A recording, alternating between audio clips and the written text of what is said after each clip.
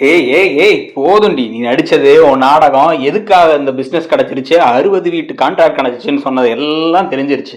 இப்ப அதுவும் போச்சா? இதான் நல்லவளா இருக்கணும், கொஞ்சமாச்சும் உண்மையா இருக்கணுங்கிறது அப்படின்னு வந்து இப்ப ரோஹிணியோடைய முடிய பிடிச்சி இந்த பக்கம் ஆட்டிக்கிட்டு இருக்காங்க விஜயா. ஆனா என்ன ஆச்சுன்னு வந்து பார்த்தா, இந்த பக்கம் நீத்துவோடைய மொத்த இதுவே எரிஞ்சிருச்சு, ஹோட்டலே எரிஞ்சிருச்சு.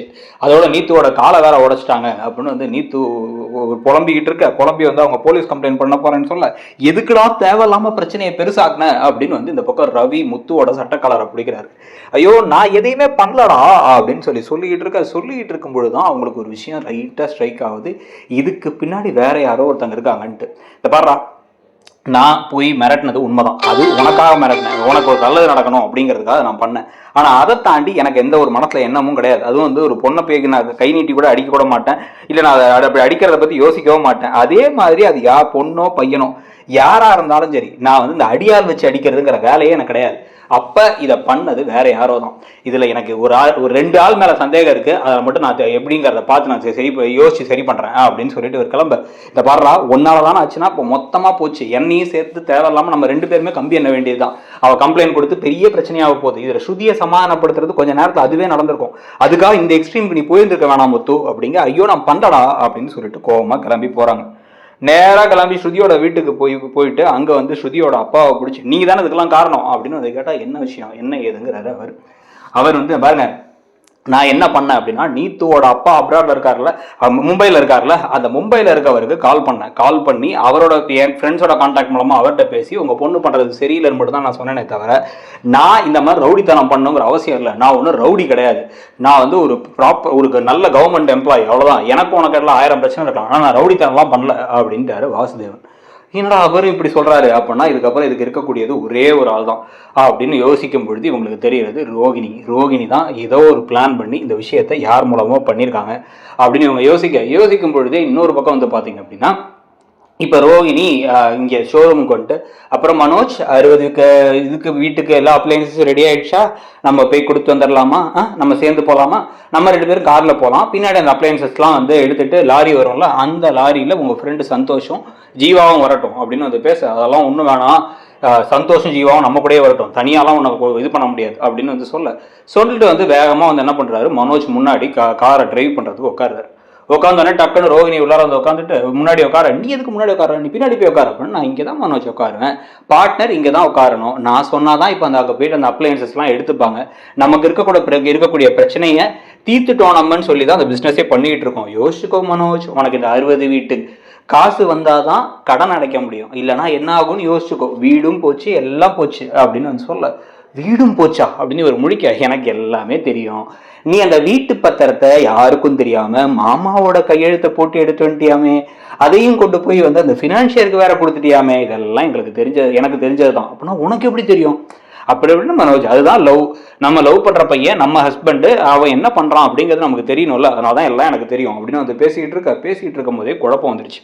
குழப்பம் வந்து நேராக அந்த ஷோரூமுக்கு போய் அந்த அப்ளையன்சஸ்லாம் கொடுத்த உடனே வந்து எல்லாத்தையும் அங்கே அந்த அப்பார்ட்மெண்ட்டுக்கு போய் கொடுக்க, எல்லா வீட்டுக்கும் நீங்களே வந்து உங்கள் ஆட்களை வச்சு செட் பண்ணிவிடுங்க அப்படின்னா எல்லா வீட்டுக்கும் செட் பண்ண போகிறாங்க. செட் பண்ண போகிறதுக்கிட்டு இருக்கும்பொழுதே டக்குன்னு வந்து மனோஜ் என்ன பண்ணுறாரு, கால் பண்ணி விஜயா கிட்டக்க, இங்கே ஏதோ சரியில்லைம்மா, இவளுக்கு எல்லாமே தெரிஞ்சிருக்கு, நம்ம வீட்டு பத்திரத்தை எடுத்தது கையெழுத்து போட்டதெல்லாம் வேறு யாருக்குமே தெரியாது, நம்ம வீட்டில் இருக்க ஆளுங்களுக்கே தெரியாது, அப்புறம் எப்படிமா தெரியும் அப்படின்னு வந்து கேட்க, லைட்டாக இப்போ தான் ஒரு குழப்பம் ஒன்று இப்போ விஜயாவுக்கு வர ஆரம்பிக்குது.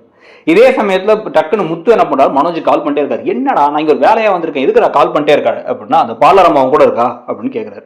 ஆமா என் கூட தான் இருக்கா, என்ன விஷயம் அப்படின்னா வந்து, எங்க இருக்கா, கிட்ட இருக்காளா, இல்ல இன்னொரு பிளாக்ல வந்து அந்த இதெல்லாம் டெலிவரி பண்ண போயிருக்கா, என்ன விஷயம் அப்படின்னா, சரி நாங்க வரேன் அப்படின்ட்டு நேராக அப்பார்ட்மெண்ட்டுக்கு கிளம்பி வராங்க. கிளம்பி வரும்போதே வந்து முத்து என்ன பண்றாரு, மீனாவை கால் பண்ணி, மீனா அப்பார்ட்மெண்ட்ல தான் ரோகிணியும் மனோஜ் இருக்காங்க, பார்லரும் மனோஜ் இருக்காங்க, நீ அங்கேயே இரு, நாங்க வரேன் நான் அப்படின்னு சொல்லிட்டு ஒரு முக்கியமான விஷயம் அப்படின்னு கிளம்பி வேகமா வர்றாரு. அவர் கிளம்பி இங்கே வர அதே சமயத்துல வந்து பார்த்தீங்க அப்படின்னா வந்து இந்த ஆர்டர்லாம் வந்து எல்லாத்தையும் கொடுக்கறதுக்கு என்னென்ன வேலை செய்யணும் அப்படின்லாம் வந்து பார்த்து எல்லாத்தையும் அரேஞ்ச் பண்ணிட்டு 60 வீட்டுக்கு மட்டும் கொடுத்துருக்கோம், மிச்சம் இருக்க வீடுகளுக்கும் எங்களுக்கே கொடுத்தா நல்லா இருக்கும் சார் அப்படின்னு பேசலாம்னு முடிவு பண்ணி, இப்போ நம்ம போய் பேசலாம் மனோஜ், உனக்கு நான் எல்லாம் பண்ணுறேன், ஒன்று தான், நான் உன்ட்ட வேறு எதுவுமே எதிர்பார்க்கல, நீ வளர்ந்தனா நானும் வளர்ந்த மாதிரி, ஏன்னா என் புருஷன் வளர்ந்தா நான் வளருவேன்ல அப்படிங்கும்போது நான் உன் புருஷனா இல்லை அப்படின்னு மனோஜ் கத்திக்கிட்டு இருக்கும் பொழுது நேராக அங்கே விஜயா வந்துடுறாங்க. விஜயா நேராக கிளம்பி வந்துட்டு, இந்த பார் என்ன என் பையன் பக்கத்தில் நின்று பேசிட்டு தள்ளி போக அப்படின்னா, நான் ஏன் அத்தை பேசக்கூடாது, நான் இங்கிருந்து ஆன்ட்டி பேசுவேன், என்ன இருந்தாலும் அது என் ஹஸ்பண்ட், அது மட்டும் இல்லாமல் என் பிஸ்னஸ் பார்ட்னர், 2 விஷயம் இருக்கு நான் கிட்டக்க பேசுறதுக்கு அப்படின்னு சொல்லிட்டு இருக்கும் பொழுதே டக்கு நம்ம வந்து பார்த்தீங்கன்னா முத்தும் வேகமாக இறங்கி வர்றாரு. மீனாவை கூப்பிட்டு நேரம் அங்கே வர்றாரு. வந்துட்டு இருக்கும்போது இந்த மேனேஜரும் வந்துட்டார்.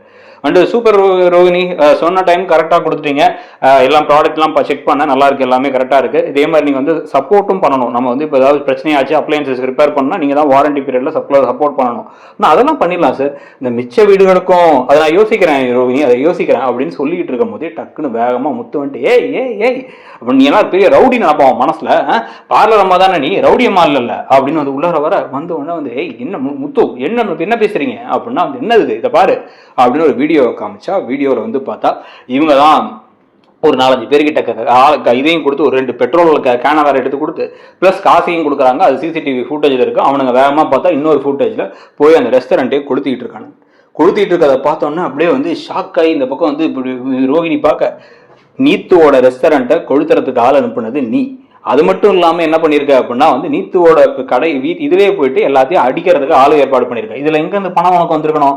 உனக்கு பணமே இல்லை, வாதாடுறதுக்கு வக்கீல் விற்கவே பணம் இல்லைன்னு. அப்போ அந்த பணம் வந்திருக்கிறதுக்கு ஒரே வாய்ப்பு திருப்பி ஷோரூமுக்கு போய் இந்த ஆர்டர்லாம் எடுத்ததுக்கு, சார் நீங்கள் எதுவும் அட்வான்ஸ் கொடுத்தீங்களா அப்படின்னா, ஆமாம் நான் திருப்பி அந்த பழைய அட்வான்ஸை கொடுக்க சொன்னதுக்கப்புறமா இப்போ புது அட்வான்ஸ் வேறு நான் கொடுத்தேன், அது ரோஹினி கிட்ட தான் கொடுத்தேன் அப்படின்னா வந்து நான் வந்து கொடுத்து 8 lakhs கொடுத்தனே அப்படிங்க. 8 lakhs இவன் கிட்ட 7 lakhs தானே கொடுத்தா அப்படின்னு வந்து இவர் கேட்கும் பொழுது, அந்த 1 லட்சம் தான்டா நீத்துவோட கடையை அடிச்சு உடைச்சு எரிக்கிறதுக்கும் நீத்து காலை உடைக்கிறதுக்கும் கிடைச்சது. எதுக்குன்னா நம்ம குடும்பத்துக்கு நிம்மதி இருக்கக்கூடாதுன்னு இவ பண்ணியிருக்கா.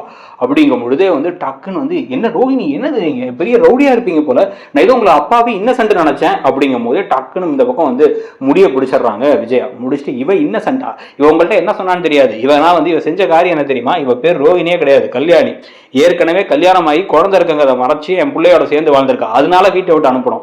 அதுக்குள்ளார வந்து இப்போ இந்த ஆர்டர் வந்து அவளால தான் கிடைச்சுன்னா அப்படின்னும் போது, ஆர்டர் அவங்களால கிடைக்கலையே என்னால கிடைச்சு அப்படின்னு பக்கத்துல இருந்து மீனாவும் சொல்லிடுறாங்க. அந்த ஆர்டர் கிடைச்சது காரணமே நான் தான், நான் சும்மா அமைதியா இருந்து பார்த்தேன். ஸ்ருதியுடைய தெரிஞ்சவங்க மூலமா அந்த பாரதி மூலமா எனக்கு கிடைச்சு, அந்த ஆர்டர் மூலமா நான் வந்து இவங்களுக்கும் சேர்த்து ஆர்டர்னு பிடிச்சி கொடுத்தேன். ரொம்ப நாளா இவ வாழ்க்கையை காப்பாற்றணுங்கிறதுக்காக நான் அமைதியாவே இருந்தேன். இந்த விஷயத்தை நான் முன்னாடியே சொல்லியிருக்கணும் அப்படின்னா, ஆர்டரும் உங்களால கிடைச்சது இல்லை, எல்லாமே வந்து நீங்க பொய்யா மட்டும் தான் சொல்லியிருக்கீங்க. இதுல வேற வந்து ஒரு ரெஸ்டாரண்ட்டை எரிச்சிருக்கீங்க. அப்ப நான் நேரம் உங்களுக்கு ஆர்டர் கொடுக்கலன்னா எங்க ஆஃபீஸையும் எரிச்சிருப்பீங்களா? இல்ல சார் போது இம்மீடியட்டா நான் போலீஸை கால் பண்றதுக்கு முன்னாடி கிளம்பிடுங்க. இந்த கான்ட்ராக்ட்டுக்கு மனோஜ் உங்களுக்கு நான் கொடுக்க வேண்டிய பணத்தை ஆல்ரெடி இந்த அட்வான்ஸ் கொடுத்தாச்சு, மிச்ச அமௌண்ட் எவ்வளோன்னு சொல்லி கொட்டேஷன் அனுப்புங்க, நான் உங்களுக்கு ஃபுல் அமௌண்ட் நான் அனுப்பிடுறேன், அவ்வளோதான். இதுக்கப்புறம் உங்களுக்கு வேற எந்த ஆர்டரும் கிடையாது அப்படின்னு அதை சொல்லிட்டு இருக்கும் பொழுதே வந்து விஜயா வந்து உன்னை இதுக்கெல்லாம் சேர்த்து வச்சு என் புருஷன் சொன்னாருங்கிறதுக்காக அவன் மேலே கேஸ் போடாமல் இருந்தோம். இதுக்கப்புறம் உன்னை கேஸ் போட்டு உள்ளதெல்லாம் தாண்டி சரிப்படும். நீ எல்லாம் வந்து வெளில இருக்க என் பிள்ளையும் கெடுத்து எல்லாத்தையும் இது பண்ணிடுவேன், உனக்கு உன்னை நாங்கள் விட்டுருக்கவே கூடாது அப்படின்னு இவங்க அந்த பக்கம் கோவப்பட்டு இருக்கிறதோட அடுத்து என்ன நடக்கும் அப்படிங்கிறத பற்றி நீங்கள் என்ன நினைக்கிறீங்க? இந்த மாதிரி ரோகிணி சிக்குவாங்களா, இல்லை ரோகிணி மாட்டவே மாட்டாங்கன்னு நினைக்கிறீங்களா? நீத்துவோட ரெஸ்டாரண்ட் எரிஞ்சதுக்கு காரணம் ஸ்ருதியோட அப்பாவா இருப்பாரா, இல்லை வந்து ரோகிணியா இருப்பாங்களா? நீங்க என்ன நினைக்கிறீங்கிறத சொல்லிட்டு மற்ற வீடியோஸையும் பாருங்க. சப்ஸ்கிரைப் பண்ணல சேனல்னா சப்ஸ்கிரைப் பண்ணிக்கோங்க. தேங்க்யூ.